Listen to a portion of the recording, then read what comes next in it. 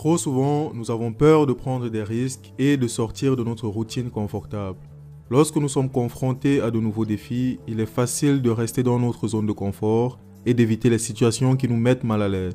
Mais cela peut nous empêcher de réaliser notre potentiel et de réaliser nos rêves.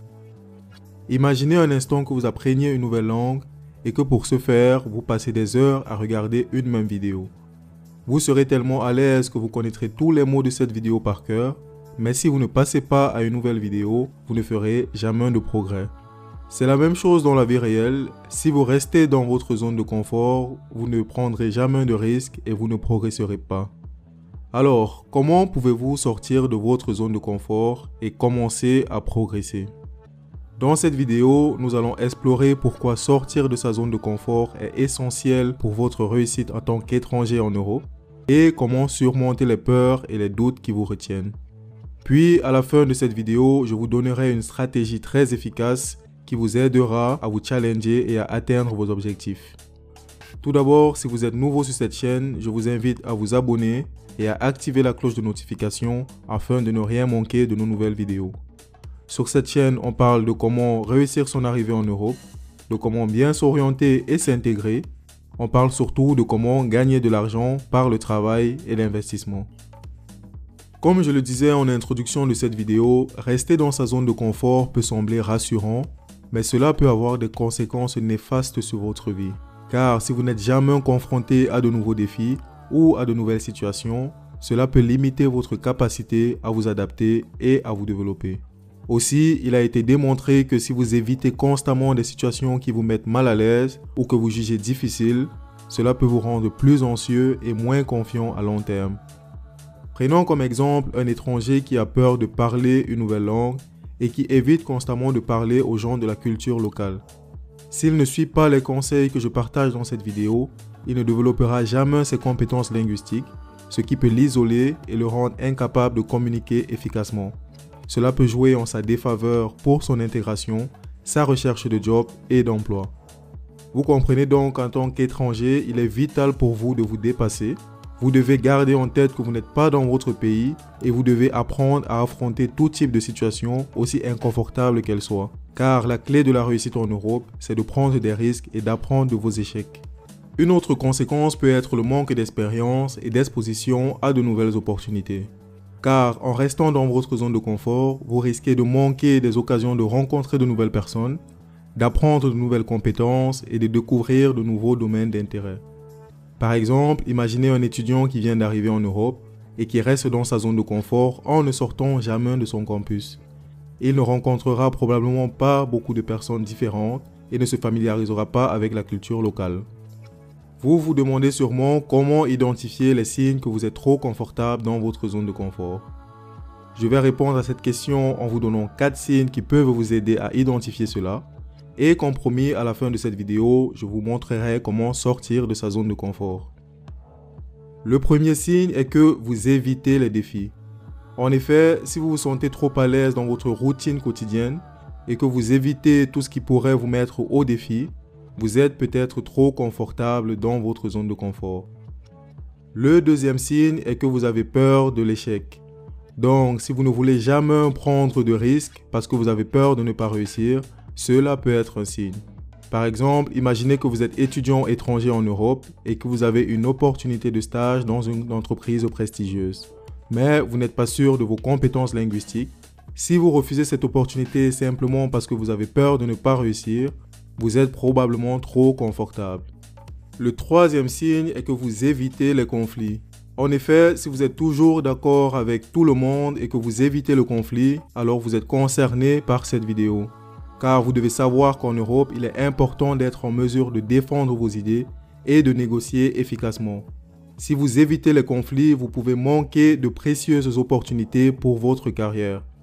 Par exemple, si vous êtes dans une réunion avec des collègues européens et que vous n'êtes pas prêt de discuter de vos idées de manière constructive, vous risquez de passer à côté d'opportunités d'évoluer dans votre entreprise. Et le quatrième signe est que vous êtes trop attaché à votre travail actuel.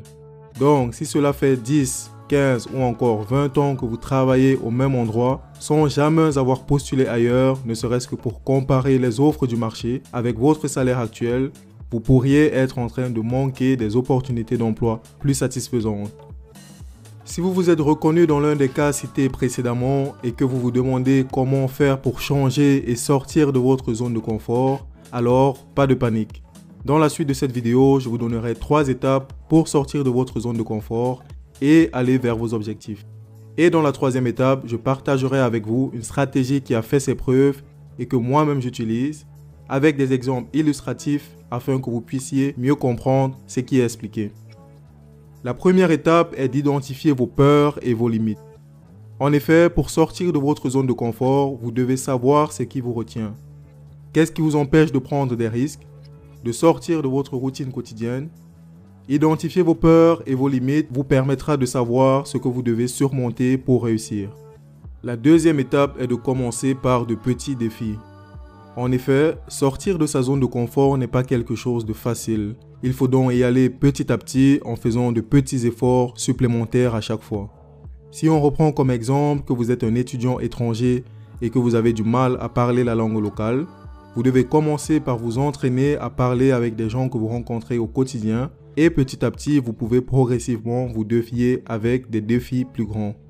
Nous passons maintenant à la 3e étape qui est de se fixer des objectifs ambitieux et réalisables. Et pour ce faire, je vais vous partager la stratégie que moi-même j'utilise afin de vous aider à mieux définir vos objectifs. Premièrement, vous devez définir votre objectif final. En effet, il est important de définir l'objectif final de manière claire et précise. Quel est l'objectif que vous voulez atteindre? Est-ce une carrière réussie en Europe, une maîtrise d'une nouvelle compétence ou encore quelque chose de complètement différent? Si votre objectif final est de travailler, par exemple, en tant que responsable marketing dans une entreprise ici en Europe, vous pourriez définir cet objectif plus spécifiquement en disant que vous souhaitez travailler dans une entreprise de taille moyenne en Europe, dans le secteur des technologies, en utilisant vos compétences en marketing et en communication. Après avoir défini l'objectif final, vous devez découper cet objectif en petits objectifs qui vont vous aider à atteindre rapidement votre objectif final. Par exemple, vous pourriez vous fixer comme première étape de travailler sur votre confiance en vous et votre capacité à communiquer efficacement en anglais. Après avoir découpé votre objectif en petites étapes, vous devez établir un plan d'action détaillé. Et pour ce faire, posez-vous les questions suivantes. Quelles sont les actions spécifiques que vous devez entreprendre pour atteindre chaque étape? Comment allez-vous mesurer votre progression? Assurez-vous de noter vos plans d'action dans un journal ou tout autre document pour pouvoir suivre et ajuster vos actions en cours de route. Si on prend de nouveau l'objectif qui est de communiquer efficacement en anglais, vous pourriez établir un plan d'action qui consiste à suivre des cours d'anglais en ligne ou en personne, à pratiquer l'anglais avec des locuteurs natifs en ligne, à regarder des films ou des séries en anglais pour améliorer votre compréhension orale et à lire des livres ou des articles en anglais pour améliorer votre compréhension écrite. Nous passons maintenant à la 4e étape de notre stratégie qui est de vous fixer un délai réaliste. En effet, pour vous assurer que vous restez sur la bonne voie et que vous atteignez vos objectifs dans les délais prévus, il est important de fixer des délais réalistes pour chaque étape. Vous devez être réaliste quant à vos capacités et au temps dont vous disposez pour atteindre chaque étape. Il est important de se fixer des échéances qui sont suffisamment ambitieuses pour vous motiver, mais qui sont également réalisables. Pour cette étape, vous pourriez vous fixer comme délai réaliste de suivre un cours d'anglais en ligne chaque jour pendant 1 heure, de pratiquer l'anglais avec des locuteurs natifs en ligne chaque semaine, de regarder un film ou une série en anglais chaque soir pendant 1 demi-heure, et de lire un article en anglais chaque jour pendant 15 minutes. Nous terminons par la 5e étape de notre stratégie qui est d'évaluer votre progression. En effet, tout au long de votre parcours pour atteindre votre objectif, il est important de prendre le temps d'évaluer votre progression. Cela vous permet de voir si vous êtes sur la bonne voie et de modifier votre plan d'action si nécessaire. Il est également important de célébrer vos petites victoires tout au long du chemin pour vous maintenir motivé. Si on reprend le cas de l'apprentissage de l'anglais, vous pouvez par exemple évaluer votre progression en gardant une trace de vos cours, de vos exercices, de vos conversations et de vos lectures. Voilà, nous sommes arrivés à la fin de cette vidéo consacrée à pourquoi sortir de sa zone de confort pour réussir en Europe. J'espère que vous avez aimé cette vidéo et que vous avez trouvé des réponses à vos questions dans cette vidéo. Je vous invite à partager la vidéo sur les réseaux sociaux et avec vos amis ou votre famille. Et si vous souhaitez en savoir plus sur l'immigration en Europe, abonnez-vous sur ma chaîne YouTube pour recevoir les mises à jour régulières. Je vous remercie de m'avoir suivi. À bientôt sur ma chaîne YouTube. Ciao, ciao.